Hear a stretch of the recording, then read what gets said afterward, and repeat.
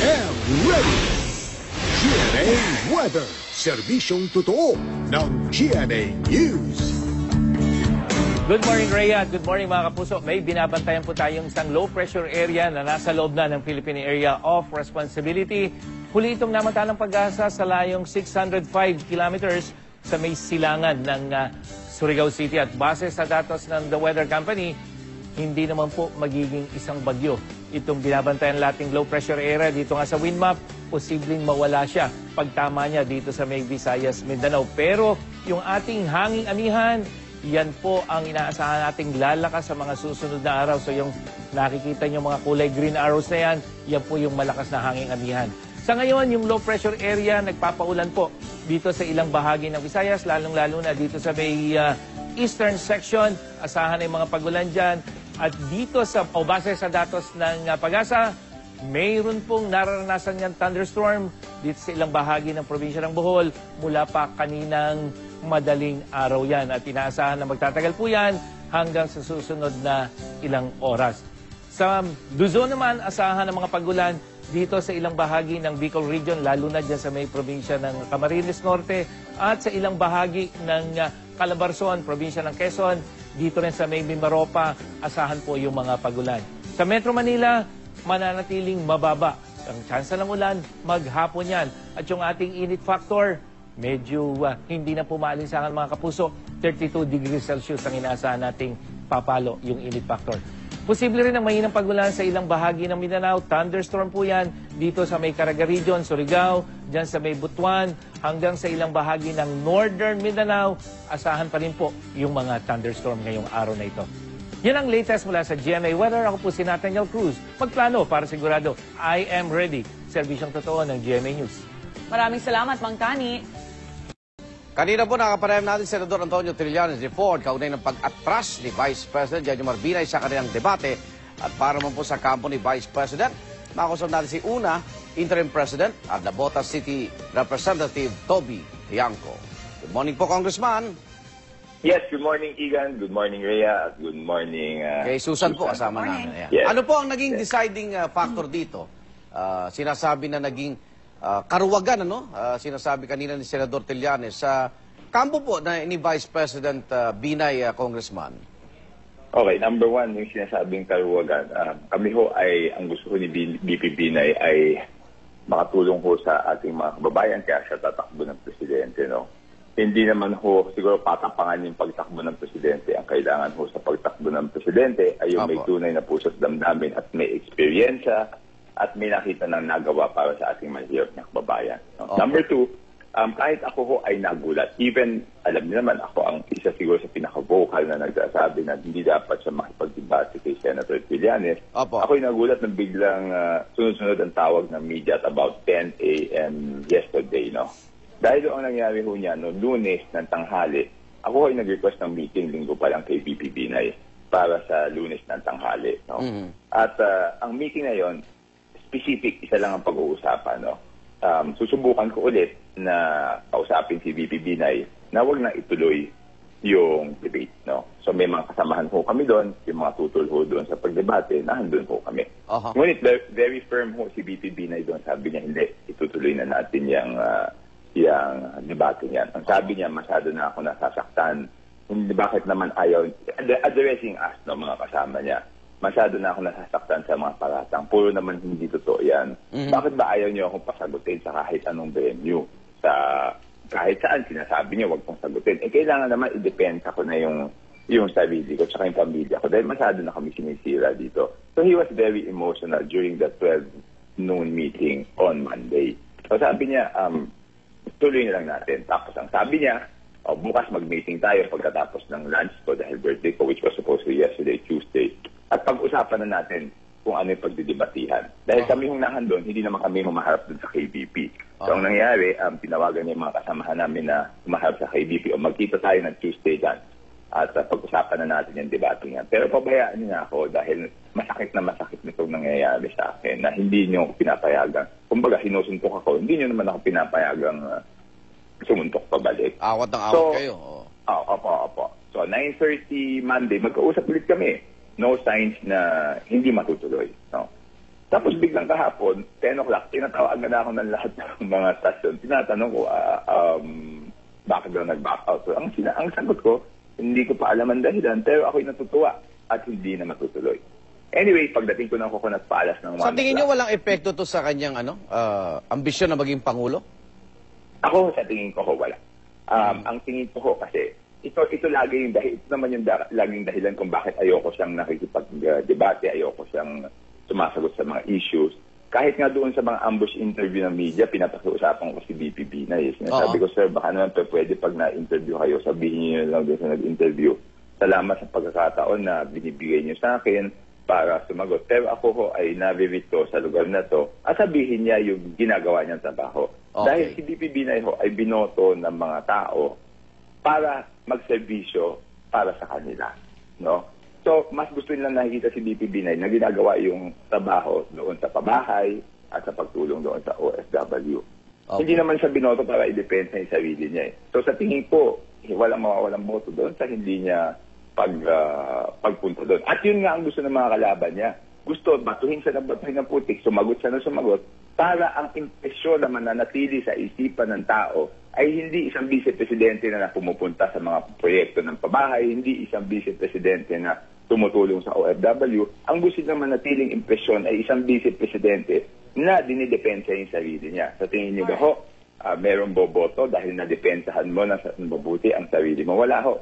Pero meron kang makukuhang boto kung makikita na nagtatrabaho ka para sa iyong mga kababayan na pinangakuan mong... Congressman, si Rejo, may tanong. Representative Chanco, kanina po nabanggit ni Senator Trillanes na kasama daw po sa nagplano si Vice President Jejomar Binay, Makati Mayor pa siya noong mga panahon yon, dito sa Manila Pen Siege. Pero nadismaya raw ang grupo ni Trillanes dahil hindi daw tumupad si Binay sa usapan ng grupo. Reaction po ninyo? Alam mo, Rhea, talagang yun lalo ang nagpapatunay. All the more I am proven correct na hindi dapat debatihin si Senator Trillanes. Alam niyo, walang isang salita. Ang tawag natin ho dyan ay sinungaling. Tingnan niyo, nung opening nung kay Tony Chu, ano ang sabi niya nun? Sabi niya, kaibigan niya si Tony Chu, magaling si Tony Chu. Ito ho yung eksaktong sinabi niya. Sabi niya, kaya nga when I was invited by our good friend Tony Chu, kahit na meron po tayong bad food this morning, kailangan makita natin at masuportahan siya. Pakita natin yung ating paniniwala sa kanyang vision for agriculture. So congratulations, Tony, at more power.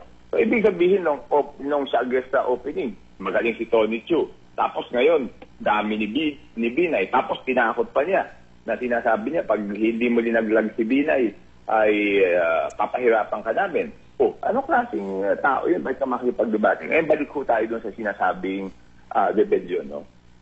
Unang-una ho, si BP Binay at ako, ay talagang openly, hindi pa lumalabas si Trillanes, openly laban na kami sa administrasyon ni Ginang Arroyo dahil ang tingin namin at ang aming paniniwala, unconstitutional ho yung pagkatanggal kay Presidente Estrada.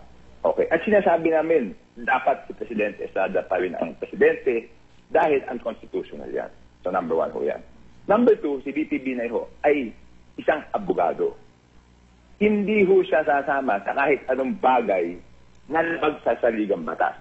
Kami ho ay lumalaban noon sa Administrasyong Arroyo. Ngunit, ang linalaban namin ay kung ano ang nasa loob ng saligang batas. Alright. No? Congressman? So, number three, pinakamahalaga, lumalabas pala ngayon, hindi lang pala politika itong dahilan ni Antonio Trillanes. Ang isa pang dahilan, mukhang may personal na galit siya kasi sa tingin niya, hindi siya sinuportahan. Wala naman talaga from the beginning na suporta siya makukuha dahil rebellion yun labag sa konstitusyon yun Okay, yes. Tight na po yung oras natin, no? May pahabol lang po na tanong si Susan. Okay, Yes. Congressman, Yes, ito lang po. Sabi po kanina ni Senador Trillanes, yung pong pag-iimbestiga ng Senado ay tatagal pa ng Mayo 2015 at marami pa raw silang ilalabas ng mga pasabog laban dito kay Vice President Jejomar Binay. Ano po reaksyon nyo dito? Hindi naman namin ho sila mapipigilan, lalo na libre ang labas nila sa media. Talagang gagatasan nila ng gagatasan niya, no? At talagang gusto nila siraan si BP Binay. Pero ang isa lang maliwanag dito, yung sinasabi niyang in aid of legislation, lokohan lang yun. Linoloko niya ang taong bayan. Hindi ho in aid of legislation kaya sila nag-file niyan, in aid of demolition. Kaya sinasabi niya, gusto niya ipagpatuloy. So talagang gustong siraan si VP Binay. So lalong dapat hindi mo debatihin na isang taong ganyan na sinasabi niya, ginagawa niya in aid of legislation, pero ang totoong dahilan, gusto ko lang siraan. Okay, ayan, very well said. Maraming salamat po, United Yes. Nationalist Alliance Interim President at Navota City Representative Toby Tiangco. Magandang umaga po sa inyo. Yes, magandang umaga po. Maraming salamat. At dito pinagsasalita kami sa Senado kasi bawal kami magsalita. Okay, maraming salamat po. Okay. Kaugnay po ng pag-back out ni Vice President Jejomar Binay sa debate, narito at makakapareham natin live si Senador Antonio Trillanes IV. Senador, good morning po. Good morning sa inyo, Igan, Rhea, and Susan. Kinagulat mo ba yung pag-atras ni Vice President o inaasahan niyo na ito? Medyo inaasahan na rin natin, ano? Kasi ilan na rin yung karanasan natin na hindi tumutupad si Vice President Binay sa kanyang mga binitawang salita. At, pero sabi ng Vice President, may advantage pa rin daw siya sa iyo, no? Kung hindi man daw natuloy itong debate ninyo. Kung ano man yung kanya sabihin, ang bottom line dito, naghamon siya, tinanggap ko, tas umatras siya. Kahit gano'n niya paikutin yan, gano'n pa rin yan. Pero ikaw ba, yung malapit na kasi 27 din, no? Ikaw ba, anong naramdam mo no, habang lumalapit din yung 27? Handa ka bang harapin din si Vice President? Nagsabi mo, nag-aaral ka eh. di ba? Oo. So pinaghandaan natin talaga yan. Nag-aaral tayo, nagkonsulta tayo sa mga eksperto sa debate, nanood tayo ng mga video, no? Tapos later on, magre-rehearsal ako ng mga mock debates, tapos simulated debates, kung saan para masanay ako sa ganong environment. At pamaga talagang sineryoso ko rin. Although deep inside, ang pakiramdam ko at ng mga kasamahan ko na aatras nga ito dahil natatakot siya sa katotohanan na hawak namin. Alright. Meron bang surprise kang gagawin doon sa debate? Ano yung pagkakaalam niyo kung bakit siya umatras si Vice? Meron lang tayong mga ipapakitang mga at sasabihin at ibubunyag ng mga bagong impormasyon na alam niya na hindi niya masasagot. Okay, pero since hindi matutuloy yung debate, ano yan, yung mga bagong sinasabi niyong pagbubunyag Sa Senado na. sa Senado na, itutuloy niyo pa rin, Opo, syempre. opo. So with or without this debate, itutuloy po natin yung investigasyon. Ang sayang lang kasi rito for him, this was best opportunity na maipaliwanag yung side niya in an environment na medyo kontrolado, kasi ayaw niya nga dun daw sa Senado kasi ayaw niya matanong. Dito, pinatanggal nga nila yung tanungan Pinatanggal nila yung tanungan, pinatanggal din nila yung nag-request pa sila na sa maunang sa KDP yung Senador, di ba, limitado lang yung paksaan nyo. So, hindi ka pwedeng maglabas ng bagong impormasyon na naman, di ba? Yes. So, kumaga talagang they made sure na lamang sila. Alam niyo, nag-request pa siya na na siya yung una magsasalita sa opening statement at huli magsasalita sa closing statements. So talagang he would have the last... Umayag ka na rin doon. Umayag na rin ako doon para matuloy lang. So, Okay, may binanggit ka kahapon, yung naging, yung labas mo sa korte nung araw, sa Manila Pen Siege 2007 yata yun. Kasabot ba dun si dating Mayor Jojo Binay, dun sa ginawa mong paglalakad na yun papuntang Manila Pen? Opo. Alam niya yun? Alam niya yun. So, plinano po namin yan doon po sa Makati RTC, doon sa City Hall mismo. So, nung isang hearing ko, nag-meeting kami, I think a month before nangyari yun. So, pinag-usapan namin sa ganitong takdang oras, lalabas kami. Tapos, on the eve, yung gabi, kinagabihan nung insidente na yun, naipasok na namin yung mga baril namin sa City Hall, pinacilitate nila yon para nga magamit namin, pagdating namin doon sa hearing, makakalabas kami. Ang usapan nun, paglabas namin sa korte, pagbaba namin doon sa lobby, ando doon na si Vice President Binay, kasama yung City Hall officials. Kudeta na yun, kudeta? O dire-diretso na kami, maglalakad na kami palabas, magmamarcha na. Tapos gagather niya ng ibang mga Pero yun nga, nung araw na nangyari, ginawa namin yung aming role, pero si Vice President Binay, wala ho. At ganito, kagaya nito, siguro nakulangan na naman ng tapang. Okay. Senator, may bili ng Pangulo na wag na daw gawing pautay-utay yung investigasyon kay Vice President Binay. Hanggang kailan ba yung Senate investigation?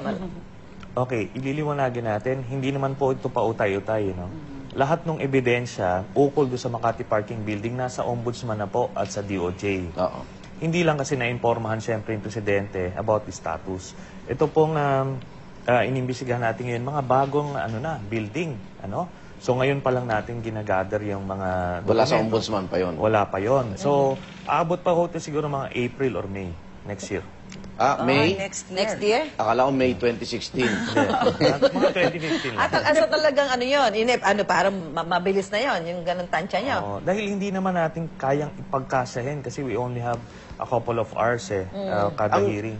Ang intention nyo dito talaga hindi na maging magtagumpay si Vice President Binay sa kanyang presidential ambition sa 2016. Sa ganito mga development, sa tingin ba, Senador, nagiging matagumpay na rin yung pagnanais nyo na bumagsak na siya sa kanyang pangarap na yon?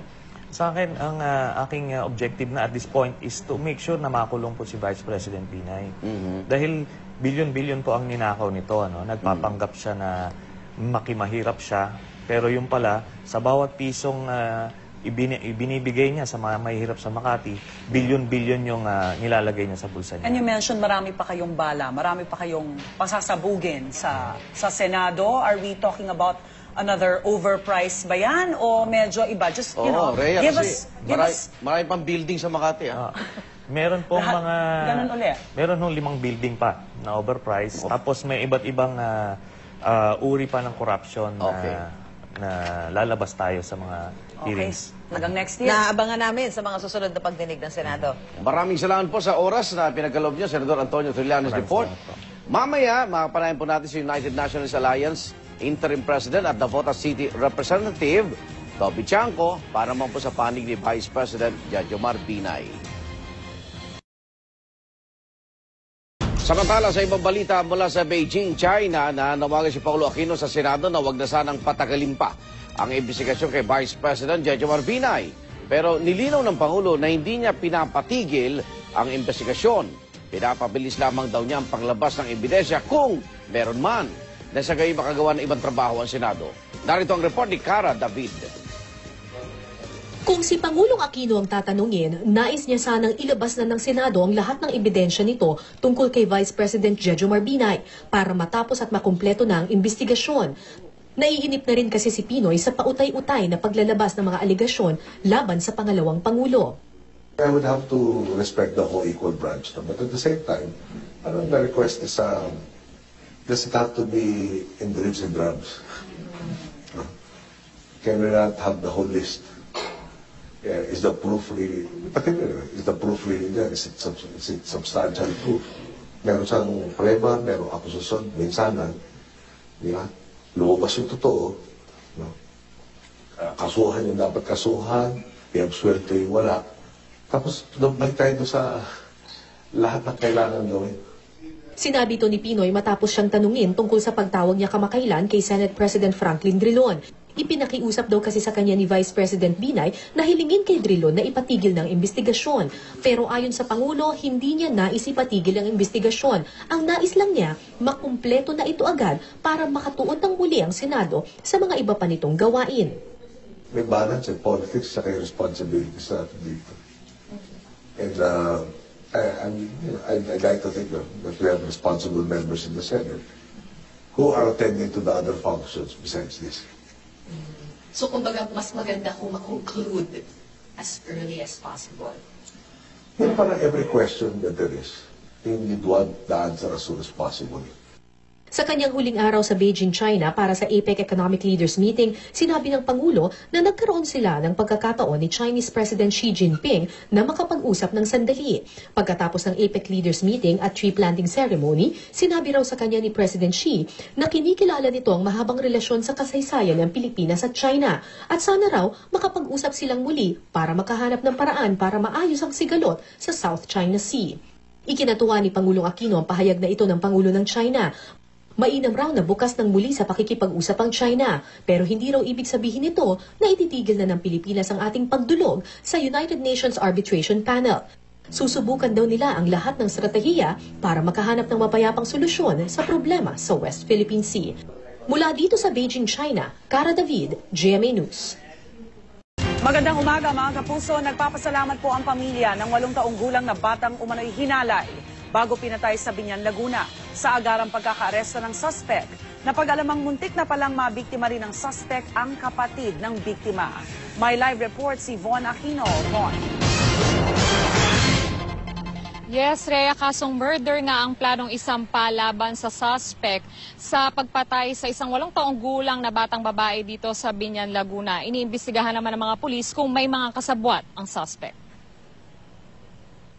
Alas 7 kagabi nang mahuli ng mga pulis sa Barangay Santo Tomas ang suspect sa hinihinalang panggagahasa at pagpatay sa 8 taong gulang na batang babae sa Biñan, Laguna. Kwento ng mga pulis, habang hinahanap nila ang suspect sa Barangay Santo Tomas, biglang nasira ang headlight ng kanilang mobil. Nang huminto sila sa lugar, di nila inaasahang dito nila makikita at maaaresto ang suspect. Nawalan kami ng ilaw ng 7 p.m. sa isang spot, sa isang area. At doon sa area na yun, bumaba kami at around 10 to 15 minutes nakita namin itong tao. May CCTV kami, meron kaming witness na nagpapatibay na positive identified siya. Na siya kasama ng bata. Tinangka pa raw tumakas ng suspect pero agad siyang dinampot ng mga pulis. Hindi pa maibigay ng mga pulis ang buong pagkakakilanlan ng suspect dahil minor de edad daw ito. Ito sabi niya kasi according to them family niya is minor din. Pero titignan namin. Siyempre we need proof. Pakitaan nila kami na ebidensya na siya nga isang minor. Lubos naman ang pasasalamat ng pamilya ng biktima na nahuli na ang suspect. Pero hindi raw dito nagtatapos ang kanilang paghahanap ng hustisya. Ako po ay nagpapasalamat at nabigyan ng katarungan kagad ang anak ko. Ang dapat po dyan sa ginawa sa anak ko ay nahuli siya. Kung ano pong ginawa sa anak ko, mas masahol pa dapat ang gawin sa kanya. Sa akin po, hindi pa rin, kulang pa rin po sa akin sa nangyari sa aking anak. Nahuli lang po. Pero ang gusto ko, kung ano yung nangyari sa anak ko, sana doon sa gumawa ng anak ko, ganun din, kamatayan din ang kaparusahan din. Hindi lang din daw ang 8 taong gulang na bata ang muntikang mabiktima ng suspect. Kwento ng 10 taong gulang na kapatid ng biktima. Isinakay umano sila sa bisikleta ng suspect umaga ng Linggo. Nauna raw siya hanggang ang biktima naman ang sumunod na isinakay nito. Inuli niya ang loob ng anak kong yung pangatlo po. Tapos ito naman po ang inangkas niya. Sabi niya di nakaikot na po na isang ikot. Sabi niya, iikot daw siya ulit. Sabi naman nito, Kuya, babalik ako, diyan lang kami sa ibaba. Yung pala, yung sabi ng anak ko na babalik siya, siguro po, malayo na po pinagdala sa kanya. Rhea, sa ngayon ay nananatili muna rito sa Biñan City Police Station ang suspect. Kapag naman napatunayan na siya nga ay minor de edad, ay lilipat muna siya sa kustodiya ng DSWD. Rhea?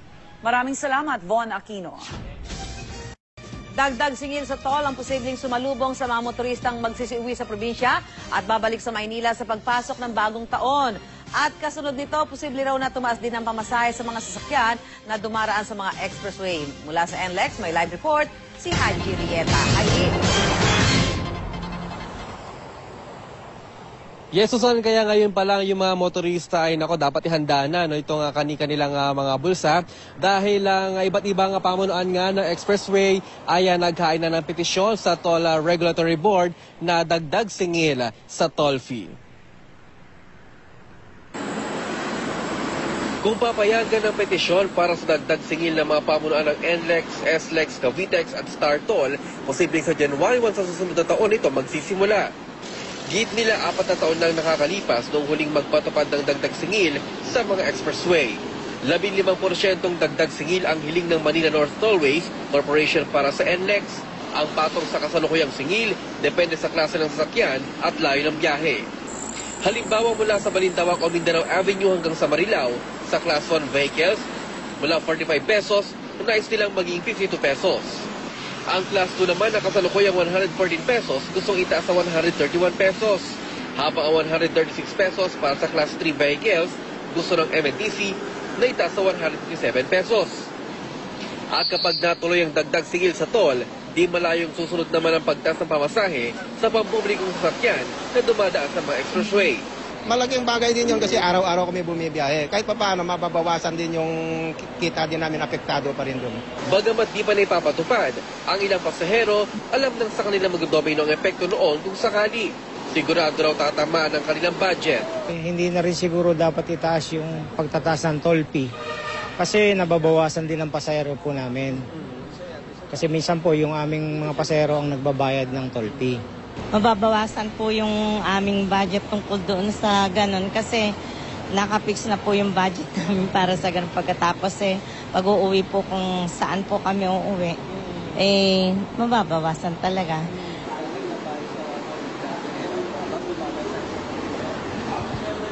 Susan, ng TRB naman ay pag-aaralan naman daw itong petisyon nga ng iba't ibang pamunuan ng expressway bago nila payagan o papayagan nga ba nila itong kanilang kahilingan. Samantalang traffic update tayo dito sa bahagi ito ng Mindanao Avenue. Itong katabi nating lane ay napakaluwag naman. Ito yung papunta ng Quezon City at yung kabilang lane naman ay yun yung mga papunta naman o papasok nga ng NLEX. Susan? Maraming salamat, Haji Rieta. Samantala, dumako naman tayo sa MRT kung saan isang lalaki po ang naaresto dahil sa umano'y pagnanakaw ng kable. May live report si Oscar Oida. Oscar. Rhea, bago natin puntahan ang storya ngayon, andito muna tayo sa sitwasyon ng MRT dito sa may North Avenue Station. Sa mga sandali ito, bagamat wala pa naman yung inaasahan nating mahabang pila, kapansin-pansin na ito na, nagsisimula na yung pagdagsa ng mga paserong magsisipagsakay ng MRT patungo sa kanilang mga destinasyon. Pero inaasahan na ilang minuto mula ngayon ay makikita na itong mga pangkaraniwang mahaba at makapal na pila na ordinaryo na natin nakikita sa araw-araw, partikular dito sa may North Avenue Station. Maiba tayo, Rhea, gaya na sabi mo, kagabi nga bandang 9:30 ng gabi ay isang lalaki ang naaresto matapos umunong pagnakawan at pasukin itong tinatawag na powerhouse ng MRT GMA Kamuning Station. At ayon sa investigasyon ay nakakuha raw itong lalaking ito ng tinatawag na grounding cable na may tinatayang haba na 3 feet at may halaga umunong 1,500 pesos. Ang suspetsya ng mga otoridad ay ipatatanso ng suspect ang nakuhang grounding cable. At pero sa mga palad para sa kanya ay naaresto siya ng mga otoridad at dinala nga kami dyan sa may QCPD Station 10. Nang kausapin ng suspect kung bakit niya nagawa ito ay halos di ito makasagot pero inaming nakadroga raw siya. Ayon naman sa representative ng DOTC na nagpunta sa naturang stasyon, wala naman daw magiging epekto ang pangyayaring ito sa operasyon ng MRT. Rhea? Maraming salamat, Oscar Oida. Halo-halo ang naging reaksyon ng publiko sa pag-atras ni Vice President Jejomar Binay sa debate nila ni Senador Antonio Trillanes IV. Pero para sa isang eksperto sa politika, hindi naman daw talaga dapat sa debate idaan ang mga ganitong issue. Narito ang report ni Haji Rieta. Ikinagulat ng marami ang pag-atras ni Vice President Jejomar Binay sa isa ng debate nila ni Senator Antonio Trillanes IV. Mismong sa karawan niya kahapon, inihayag ng Vice Presidente ang pag-atras sa debate na gaganapin sana sa November 27.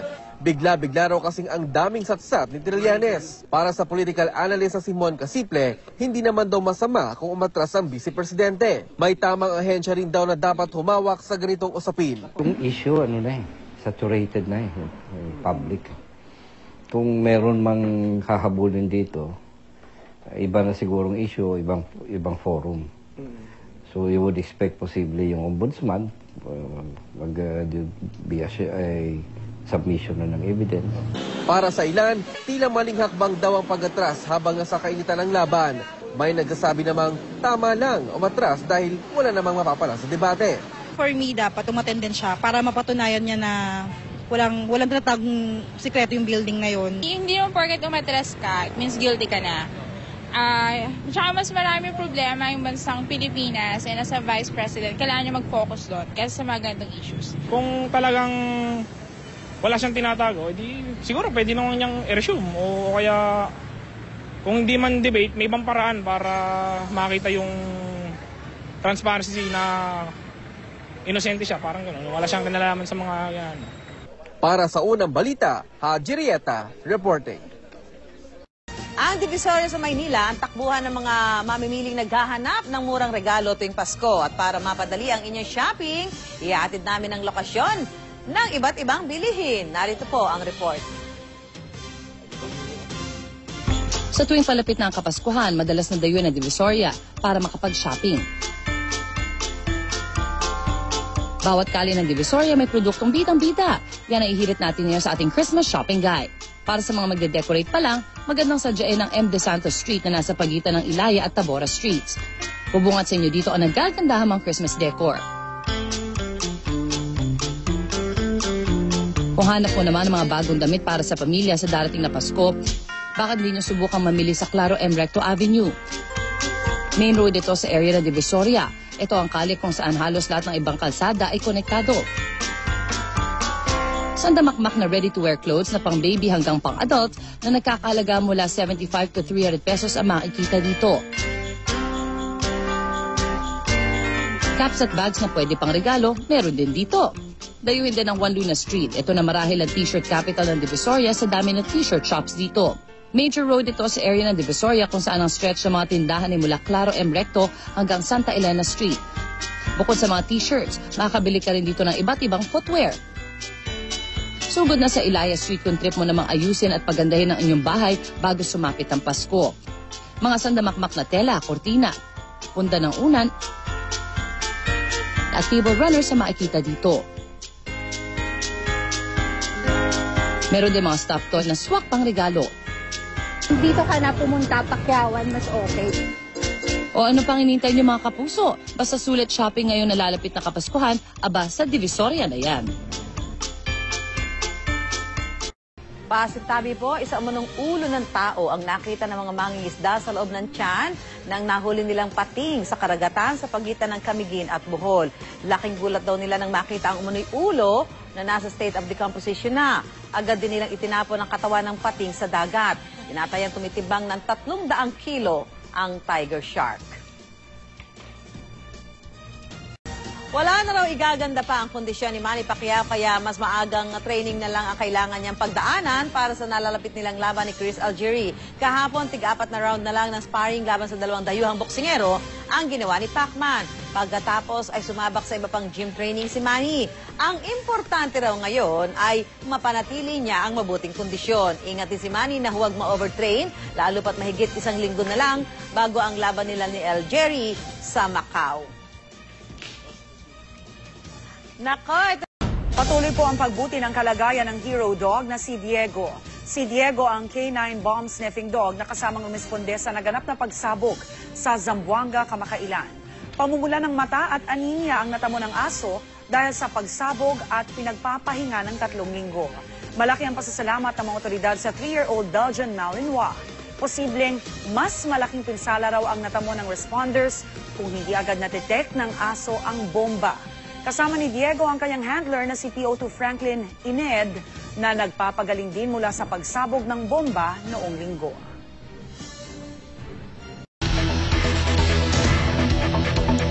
Magandang umaga mga igang, sugatan ng isang rider matapos sumalpok ang kanyang motor sa isang kotse sa Quezon City. Ayon sa MMDA Rescue, nakainom ang rider. Narito ang report ni Oscar Oida. Dito sa gitna mismo ng Aurora Doña Hemadi intersection sa Quezon City, inabutan namin nakabulagtapa ang rider na si Nilo de la Cruz, mag-aalas 2 sa madaling araw. Ilang minuto pa lang daw nakalilipas nang salpukin ng motorsiklo ni de la Cruz ang gilid ng isang Toyota Vios. Ayon sa driver ng Vios, naka-go daw siya nang biglang sumulpot sa kanyang kanan ang motorsiklo. Galing po ako doon, nakatingin ko na go na, dagdahan-dahan na po ako papunta dito. Pagdating namin dito, bigla na lang po sumulpot siya. Bigla na lang lumagabog kami dito. Buti na lang at agad nakaresponde ang mga rescuer. Ano pa mo? Ano pa? Ang rider, bagamat may malay, tila di makapagkwento sa kung ano ang nangyari. Pero sa amoy palang umano nito, tila alam na ang dahilan ng aksidente. Nakainom lang siya ng alak, kaya yun, medyo... Ano yun po? Bali, the patient verbalized nakainom siya. Tuloy, bukod sa mga tinamong pinsala, posibleng maharap pa sa asunto ang nadisgrasyang rider. Ito ang unang balita sa Quezon City. Oscar Oida, reporting. Sa ibang balita, nagpapasalamat sina megastar Sharon Cuneta at anak na si Casey Concepcion sa lahat ng mga nakiramay sa kanila sa pagkamatay ng kanilang mamitang si Elaine Cuneta. Hindi raw nila alam ngayon kung paano magse-celebrate ng Pasko ngayong hindi na nila kapiling ang minamahal na ina at lola. Narito ang report. Inilibing na ang yumaong ina ni megastar Sharon Cuneta na si Mommy Elaine Gamboa Cuneta kahapon, November 11, mula sa Sanctuario de San Antonio Parish sa Makati kung saan ibinurol ang mga labi ni Mommy Elaine. Inihatid ito sa kanyang libingan sa Manila Memorial Park sa Parañaque at hanggang sa mga huling sandali na panatili ang pagiging pribado nito base na rin sa kahilingan ng mga naiwang pamilya at kaanak ni Mommy Elaine. Sa Instagram post ni Casey Concepcion, umuulan habang binabaybay nila ang daan patungong Manila Memorial Park. Dito inihayag na rin ng apo ni Mommy Elaine ang kanyang pasasalamat sa lahat ng mga nagpaabot ng kanilang pakikiramay at nakidalamhati sa kanilang pamilya. Pero bago ihatid sa huling hantungan ng ina ng megastar, nagkaroon muna ng necrological service sa huling gabi ng lamay noong November 10. Dito hindi na umano napigilan ni Sharon ang kanyang emosyon. Sa write-up ng Pep.ph, sinabi ng megastar sa kanyang eulogy na hindi pa niya tuluyang natatanggap na wala na ang kanyang ina. At ngayong magpapasko, hindi raw nila alam kung paano ito i-celebrate, lalo pat ipagdiriwang din sana ni Mommy Elaine ang kanyang ika-80th birthday sa December 31. Gaano man kahirap, hiling ng megastar na manatili sa mga puso ng bawat isa ang mga magagandang alaalang iniwan ng kanyang ina.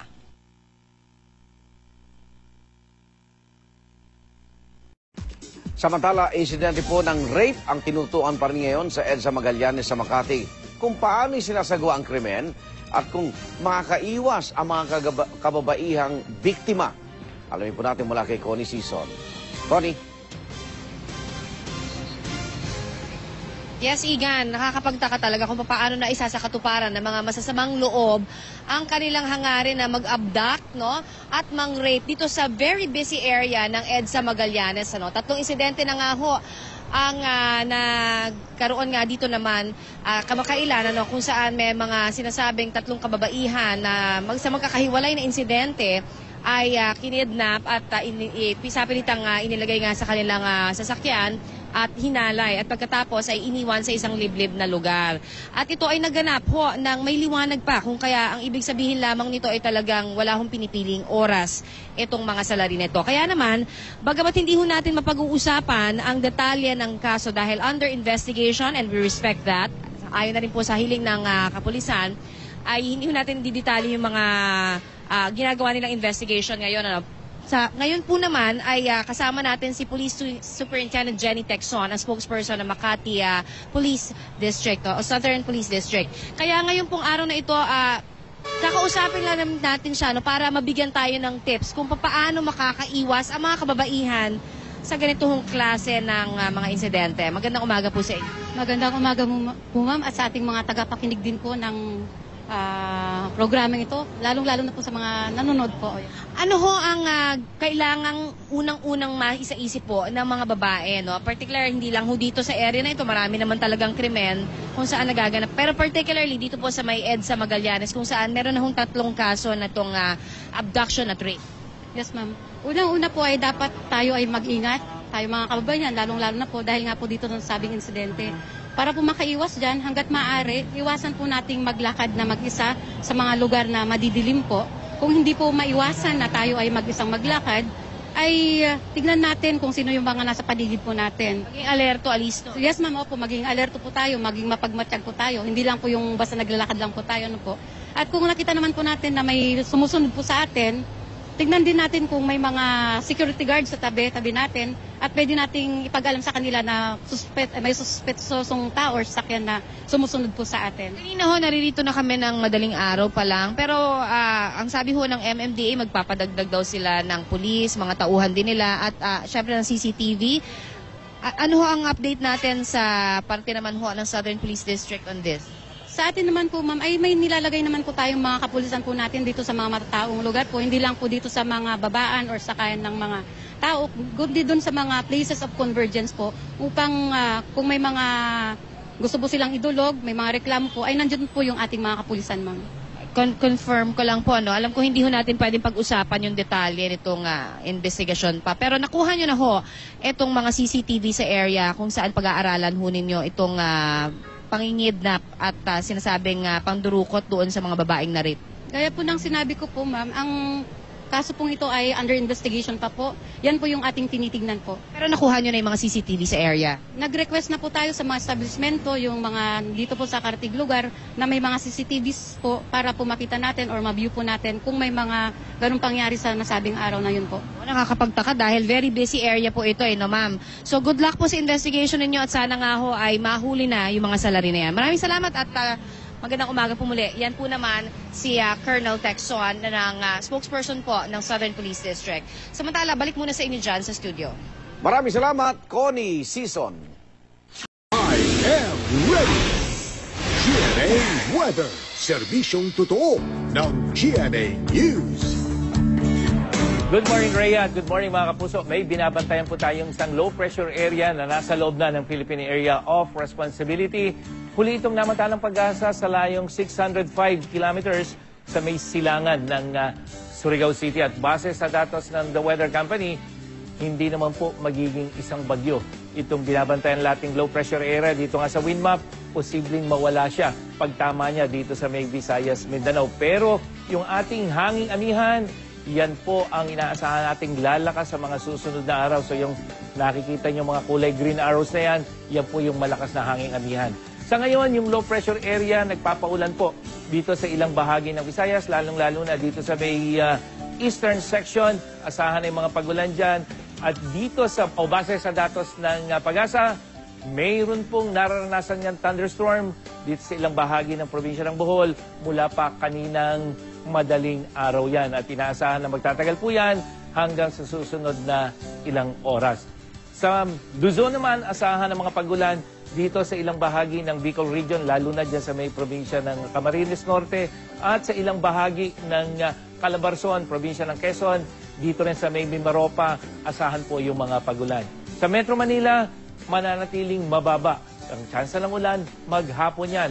At yung ating init factor, medyo hindi na pumaalinsangan mga kapuso, 32 degrees Celsius ang inaasahan nating papalo yung init factor.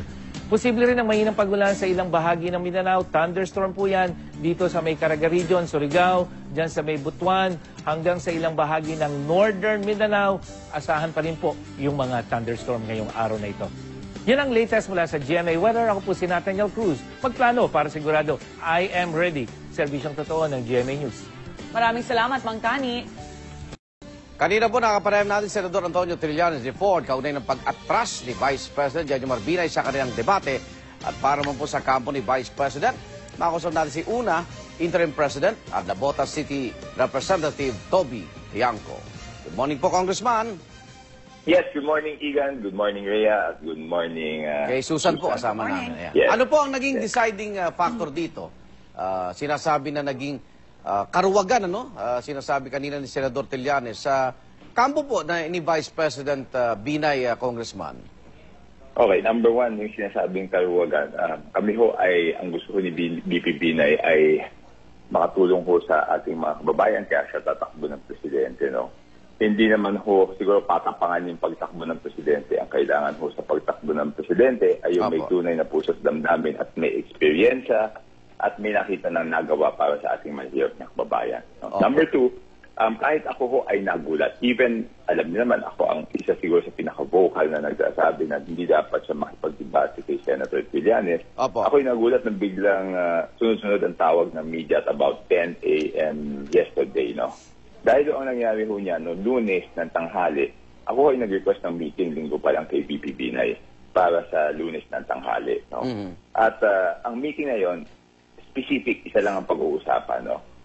Susubukan ko ulit na kausapin si VP Binay na huwag na ituloy yung debate, no? So may mga kasamahan ho kami doon, yung mga tutol ho doon sa pagdebate, nahandun ho kami. Ngunit very firm ho si VP Binay doon, sabi niya, hindi, itutuloy na natin yung debate niyan. Ang sabi niya, masyado na ako nasasaktan. Hindi, bakit naman ayaw, addressing us, no, mga kasama niya, masyado na ako nasasaktan sa mga paratang. Puro naman hindi totoo yan. Bakit ba ayaw niyo akong pasagutin sa kahit anong venue? Sa kahit saan sinasabi niya, wag pong sagutin. Kailangan naman i-depensa ko na yung sarili ko tsaka yung pamilya ko dahil masyado na kami sinisira dito. So he was very emotional during the 12 noon meeting on Monday.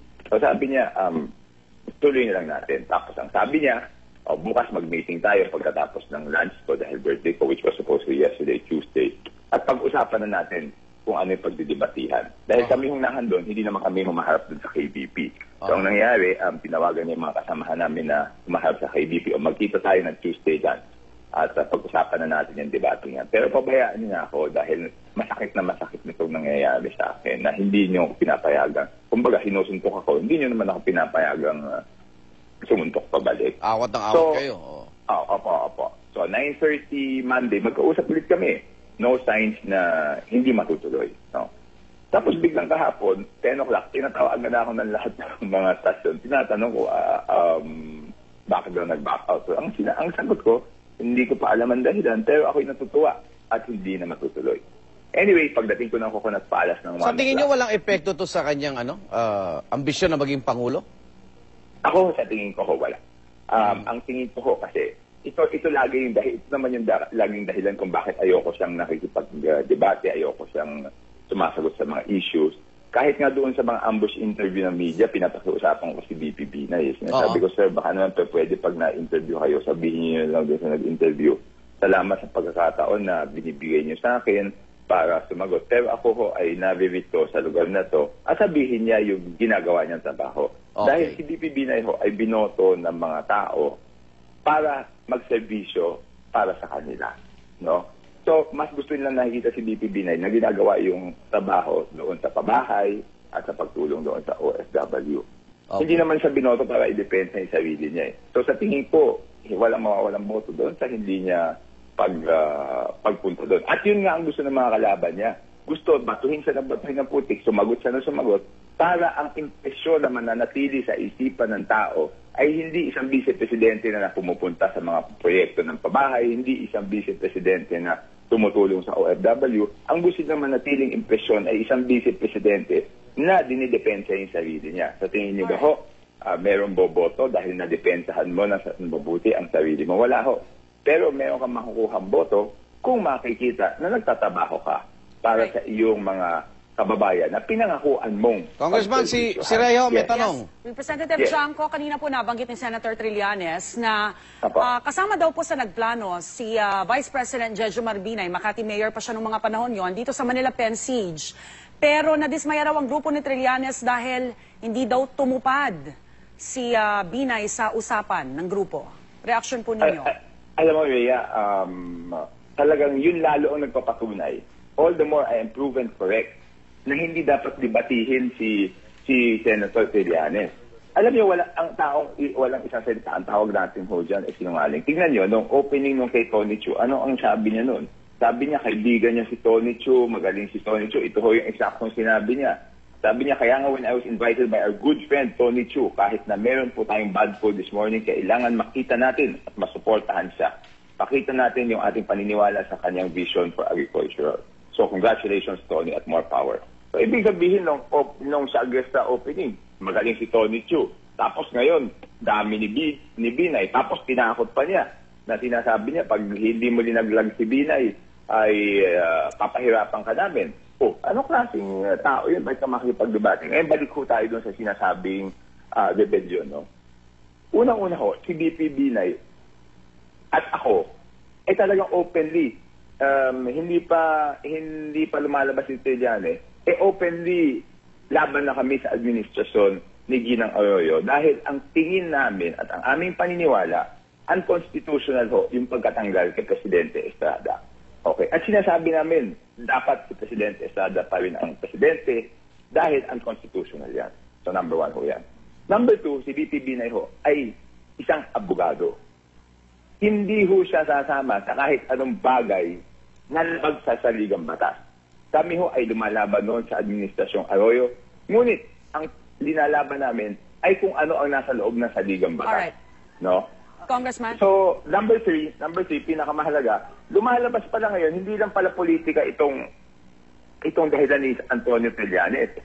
Ang isa pang dahilan, Eh mukhang may personal na galit siya kasi sa tingin niya hindi siya sinuportahan. Wala naman Congressman? talaga from the beginning na Okay. suporta siya makukuha dahil Congressman, medyo rebellion yun labag sa konstitusyon yun eh. Okay, Yes. tight na po yung oras natin, no? May pahabol lang po na Okay. tanong si Susan. Okay, Yes. Congressman, Yes, ito lang po. Sabi po Yes. kanina ni Senador Trillanes, yung pong pag-iimbestiga ng Senado ay tatagal pa ng Mayo 2015 at marami pa raw silang ilalabas na mga pasabog laban dito kay Vice President Jejomar Binay. Ano po reaksyon nyo dito? Hindi naman namin ho sila mapipigilan, lalo na libre ang labas nila sa media. Talagang gagatasan nila ng gagatasan yan, no? At talagang gusto nila siraan si VP Binay. Pero ang isa lang maliwanag dito, yung sinasabi niyang in aid of legislation, lokohan lang yun. Linoloko niya ang taong bayan. Hindi ho in aid of legislation kaya sila nag-file niyan, in aid of demolition. Kaya sinasabi niya, gusto niya ipagpatuloy. So talagang gustong siraan si VP Binay. So lalong dapat hindi mo debatihin na isang taong ganyan na sinasabi niya, ang ginagawa niya in aid of legislation. Pero ang totoong dahilan, gusto ko lang siraan. Okay, yan. Very well said. Maraming salamat po, United Yes. Nationalist Alliance Interim President at Navota City Representative Toby Tiangco. Magandang umaga po sa inyo. Yes, magandang umaga po. Maraming salamat. At dito pinagsasalita kami sa Senado kasi bawal kami magsalita. Okay, maraming salamat po. Kaugnay po ng pag-back out ni Vice President Jejomar Binay sa debate, narito at makakapareham natin live si Senador Antonio Trillanes IV. Senador, good morning po. Good morning sa inyo, Igan, Rhea, and Susan. Kinagulat mo ba yung pag-atras ni Vice President o inaasahan niyo na ito? Medyo inaasahan na rin natin, kasi ilan na rin yung karanasan natin na hindi tumutupad si Vice President Binay sa kanyang mga binitawang salita. At pero sabi ng Vice President, may advantage pa rin daw siya sa iyo, no? Kung hindi man daw natuloy itong debate ninyo. Kung ano man yung kanya sabihin, ang bottom line dito, naghamon siya, tinanggap ko, tas umatras siya. Kahit gano'n niya paikutin yan, gano'n pa rin yan. Pero ikaw ba, yung malapit na kasi 27 din, no? Ikaw ba, anong naramdam mo no, habang lumalapit din yung 27? Handa ka bang harapin din si Vice President? Nagsabi mo, nag-aaral ka eh. So pinaghandaan natin talaga yan. Nag-aaral tayo, nagkonsulta tayo sa mga eksperto sa debate, nanood tayo ng mga video, tapos later on magre-rehearsal ako ng mga mock debates, tapos simulated debates, kung saan para masanay ako sa ganong environment. At pamaga talagang sineryoso ko rin.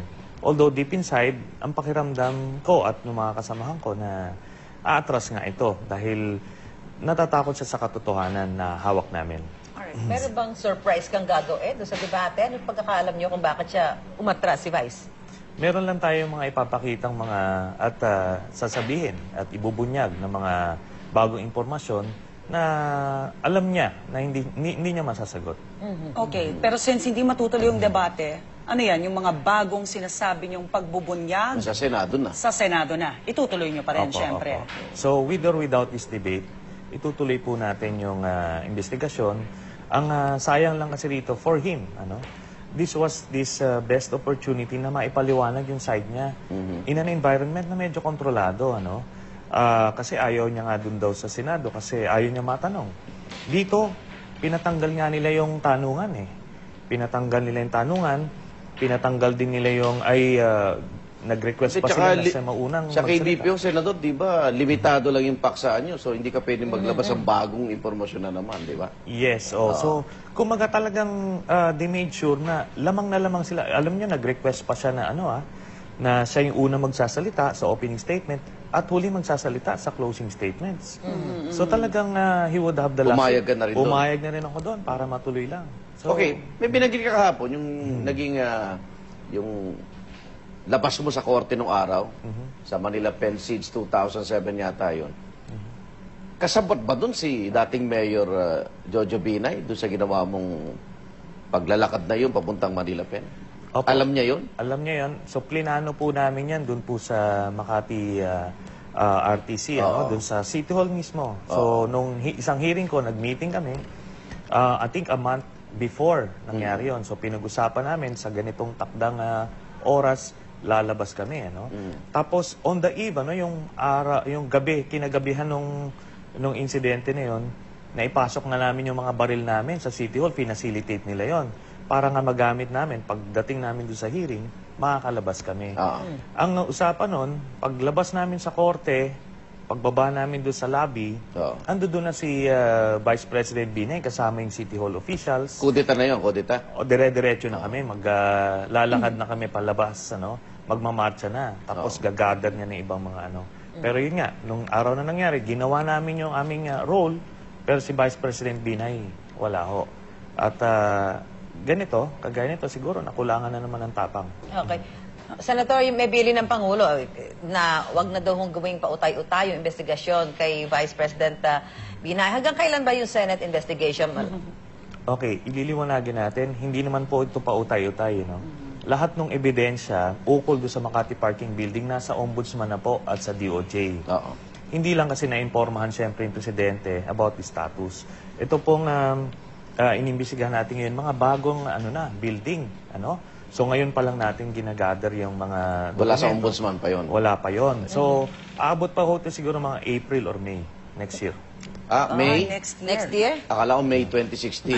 Mga 2015 lang. At talagang parang mabilis na yon yung ganun tansya nyo. Dahil hindi naman natin kayang ipagkasahin kasi we only have a couple of hours kada hearing. Ang intention nyo dito talaga hindi na maging magtagumpay si Vice President Binay sa kanyang presidential ambition sa 2016. Sa ganito mga development, sa tingin ba, Senador, nagiging matagumpay na rin yung pagnanais nyo na bumagsak na siya sa kanyang pangarap na yon?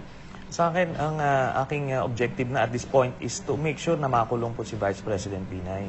Dahil bilyon-bilyon po ang ninakaw nito. Nagpapanggap siya na makimahirap siya. Pero yung pala, sa bawat pisong ibinibigay niya sa mga mahihirap sa Makati, bilyon-bilyon yung nilalagay niya sa bulsa niya. And you mentioned marami pa kayong bala, marami pa kayong pasasabugin sa Senado. Are we talking about another overpriced ba yan? O medyo iba? Just, Rhea, give kasi us... marami pang building sa Makati. Meron pong mga... Ganun ulit. Meron hong 5 building pa na overpriced. Tapos may iba't ibang uri pa ng corruption na lalabas tayo sa mga hearings. Hanggang next year. Naabangan namin sa mga susunod na pagdinig ng Senado. Maraming salamat po sa oras na pinagkaloob niyo, Senador Antonio Trillanes IV. Mamaya, makapanayan po natin si United Nationalist Alliance Interim President at Navotas City Representative Toby Chanco para naman po sa panig ni Vice President Jejomar Binay. Samantala, sa ibang balita mula sa Beijing, China, na nawagan si Paulo Aquino sa Senado na wag na sanang patagalin pa ang investigasyon kay Vice President Jejomar Binay. Pero nilinaw ng Pangulo na hindi niya pinapatigil ang investigasyon. Pinapabilis lamang daw niya ang paglabas ng ebidensya kung meron man na sa gayon makagawa ng ibang trabaho ang Senado. Narito ang report ni Cara David. Kung si Pangulong Aquino ang tatanungin, nais niya sanang ilabas na ng Senado ang lahat ng ebidensya nito tungkol kay Vice President Jejomar Binay para matapos at makumpleto na ang investigasyon. Naiinip na rin kasi si Pinoy sa pautay-utay na paglalabas ng mga alegasyon laban sa pangalawang Pangulo. I would have to respect the whole equal branch, but at the same time, the request is, does it have to be in dribs and drabs? Can we not have the whole list? Is the proof really, particularly, is the proof really there? Is it substantial proof? Meron siyang preba, meron akusasyon, minsanan, di ba? Lumabas yung totoo, no? Kasuhan yung dapat kasuhan, i-absuelto yung wala. Tapos, balik tayo sa lahat ng kailangan gawin. Sinabi ito ni Pinoy matapos siyang tanungin tungkol sa pagtawag niya kamakailan kay Senate President Franklin Drilon. Ipinakiusap daw kasi sa kanya ni Vice President Binay na hilingin kay Drilon na ipatigil ng investigasyon. Pero ayon sa Pangulo, hindi niya nais ipatigil ang investigasyon. Ang nais lang niya, makumpleto na ito agad para makatuon ng muli ang Senado sa mga iba pa nitong gawain. May balance in politics sa kay responsibilities natin dito. And I'd like to think that we have responsible members in the Senate who are attending to the other functions besides this. So kumbaga mas maganda kung makonclude as early as possible. Yun para every question that there is, you need one the answer as soon as possible. Sa kanyang huling araw sa Beijing, China para sa APEC Economic Leaders Meeting, sinabi ng Pangulo na nagkaroon sila ng pagkakataon ni Chinese President Xi Jinping na makapag-usap ng sandali.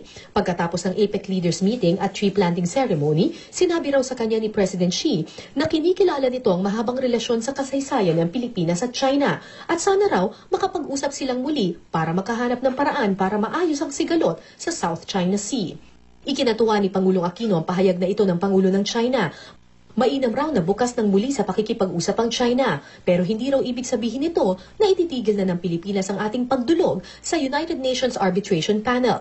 Susubukan daw nila ang lahat ng estratehiya para makahanap ng mapayapang solusyon sa problema sa West Philippine Sea.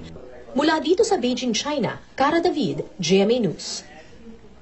Magandang umaga mga kapuso. Nagpapasalamat po ang pamilya ng 8 taong gulang na batang umano'y hinalay bago pinatay sa Biñan, Laguna sa agarang pagkakaaresto ng suspect.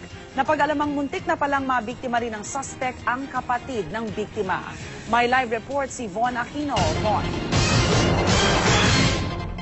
Yes, Rhea, kasong murder nga ang planong isampa laban sa suspect sa pagpatay sa isang 8 taong gulang na batang babae dito sa Biñan, Laguna. Iniimbestigahan naman ng mga pulis kung may mga kasabwat ang suspect. Alas 7 kagabi nang mahuli ng mga pulis sa Barangay Santo Tomas ang suspect sa hinihinalang panggagahasa at pagpatay sa 8 taong gulang na batang babae sa Biñan, Laguna. Kwento ng mga pulis, habang hinahanap nila ang suspect sa Barangay Santo Tomas, biglang nasira ang headlight ng kanilang mobil. Nang huminto sila sa lugar, di nila inaasahang dito nila makikita at maaaresto ang suspect. Nawalan kami ng ilaw ng 7 p.m. sa isang spot, sa isang area. At doon sa area na yun, bumaba kami at around 10 to 15 minutes nakita namin itong tao. May CCTV kami, meron kaming witness na nagpapatibay na positive identified siya. So siya ay kasama ng bata. Tinangka pa raw tumakas ng suspect pero agad siyang dinampot ng mga pulis. Hindi pa maibigay ng mga pulis ang buong pagkakakilanlan ng suspect dahil minor de edad daw ito. Ito sabi niya kasi according to them family niya is minor din. Pero titignan namin. Siyempre we need proof. Pakitaan nila kami ng ebidensya na siya nga isang minor. Lubos naman ang pasasalamat ng pamilya ng biktima na nahuli na ang suspect. Pero hindi raw dito nagtatapos ang kanilang paghahanap ng hustisya. Ako po ay nagpapasalamat at nabigyan ng katarungan kagad ang anak ko. Ang dapat po dyan sa ginawa sa anak ko ay nahuli siya. Kung ano pong ginawa sa anak ko, mas masahol pa dapat ang gawin sa kanya. Sa akin po, hindi pa rin, kulang pa rin po sa akin sa nangyari sa aking anak. Nahuli lang po. Pero ang gusto ko, kung ano yung nangyari sa anak ko, sana doon sa gumawa ng anak ko, ganun din, kamatayan din ang kaparusahan din. Hindi lang din daw ang 8 taong gulang na bata ang muntikang mabiktima ng suspect. Kwento ng 10 taong gulang na kapatid ng biktima. Isinakay umano sila sa bisikleta ng suspect umaga ng Linggo. Nauna raw siya hanggang ang biktima naman ang sumunod na isinakay nito. Inuli niya ang loob ng anak kong yung pangatlo po. Tapos ito naman po ang inangkas niya. Sabi niya di nakaikot na po na isang ikot. Sabi niya, iikot daw siya ulit. Sabi naman nito, Kuya, babalik ako, diyan lang kami sa ibaba. Yung pala, yung sabi ng anak ko na babalik siya, siguro po, malayo na po pinagdala sa kanya. Rhea, sa ngayon ay nananatili muna rito sa Biñan City Police Station ang suspect. Kapag naman napatunayan na siya nga ay minor de edad, ay lilipat muna siya sa kustodiya ng DSWD. Rhea? Maraming salamat, Von Aquino. Dagdag singil sa toll ang posibleng sumalubong sa mga motoristang magsisiuwi sa probinsya at babalik sa Maynila sa pagpasok ng bagong taon. At kasunod nito, posible raw na tumaas din ang pamasahe sa mga sasakyan na dumaraan sa mga expressway. Mula sa NLEX, may live report si Haji Rieta. Haji. Yes, Susan, kaya ngayon pa lang yung mga motorista ay dapat ihanda na itong kanilang mga bulsa dahil iba't ibang pamunuan nga ng expressway ay naghain na ng petisyon sa Toll Regulatory Board na dagdag singil sa toll fee. Kung papayagan ng petisyon para sa dagdag singil ng mga pamunuan ng NLEX, SLEX, Cavitex at Star Toll, posibleng sa January 1 sa susunod na taon ito magsisimula. Git nila 4 na taon nang nakakalipas noong huling magpatupad ng dagdag singil sa mga expressway. 15% dagdag singil ang hiling ng Manila North Tollways Corporation para sa NLEX. Ang patong sa kasalukuyang singil depende sa klase ng sasakyan at layo ng biyahe. Halimbawa mula sa Balintawak o Mindanao Avenue hanggang sa Marilao, sa Class 1 vehicles, mula 45 pesos, nais nilang maging 52 pesos. Ang Class 2 naman na kasalukuyang 114 pesos, gustong itaas sa 131 pesos. Habang ang 136 pesos para sa Class 3 vehicles, gusto ng MNTC na itaas sa 157 pesos. At kapag natuloy ang dagdag singil sa toll, di malayong susunod naman ang pagtaas ng pamasahe sa pampublikong sasakyan na dumadaan sa mga expressway. Malaking bagay din yun kasi araw-araw kami bumibiyahe. Kahit pa paano, mababawasan din yung kita din namin, apektado pa rin doon. Bagamat di pa na ipapatupad, ang ilang pasahero alam nang sa kanila mag-domino ang epekto noon kung sakali. Sigurado raw tatamaan ang kanilang budget. Hindi na rin siguro dapat itaas yung pagtataas ng toll fee. Kasi nababawasan din ang pasahero po namin. Kasi minsan po yung aming mga pasahero ang nagbabayad ng toll fee. Mababawasan po yung aming budget tungkol doon sa ganon kasi nakapix na po yung budget namin para sa ganon. Pagkatapos pag uuwi po kung saan po kami uuwi, mababawasan talaga.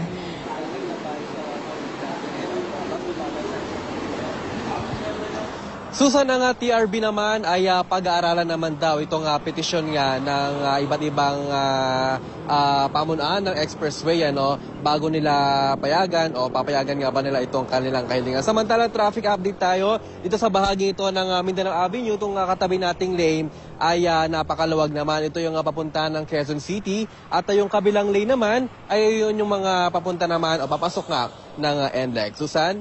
Maraming salamat, Haji Rieta. Samantala, dumako naman tayo sa MRT kung saan isang lalaki po ang naaresto dahil sa umano'y pagnanakaw ng kable. May live report si Oscar Oida. Oscar. Rhea, bago natin puntahan ang storya ngayon, andito muna tayo sa sitwasyon ng MRT dito sa may North Avenue Station. Sa mga sandali ito, bagamat wala pa naman yung inaasahan nating mahabang pila, kapansin-pansin na ito na, nagsisimula na yung pagdagsa ng mga